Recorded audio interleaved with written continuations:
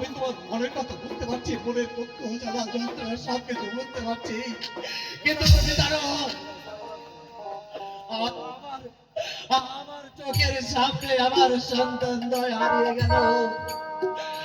আমি আমি হতভাগা পিতা হয়ে আমার সন্তানের কিছু করতে পারলাম না। এই জ্বালা এই যন্ত্রণা আমাকে আমাকে করে করে খাচ্ছে। আমি বড় ক্লান্ত পরিশ্রান্ত হয়ে গেছি, আমার বিশ্রামের প্রয়োজন। আমাকে অন্য ঘরে নিয়ে চলো, আমি বিশ্রাম করবো শালিকা, আমি বিশ্রাম করবো। হ্যাঁ শালিকা, 10 মাস 10 দিন এই গর্ভে ধারণ করেছি তাদের, কেমন করে তাদের ঘরে থাকতে পারবো স্বামী? আমি যে মা, আর একটা মায়ের যন্ত্রণা একটা মাই বুঝতে পারবে।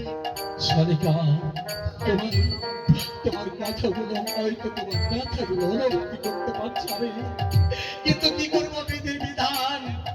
শত চেষ্টা করলেও তো ওদেরকে আমি তোমার কোলে তুলে নিতে পারবো না। স্বামী, চলো শালিকা। তাই ভাবছি ভালো একটা জ্যোতিষী দেখে আমার গলা বড় করে দেখুন স্বামী। নিশ্চয়ই করবো। আমার গর্ভে কোনো সন্তানাদি আছে কিনা। বেশ, দেখো তোমার কথা আমার মনে থাকলো। চলো আমার কাছে চলো।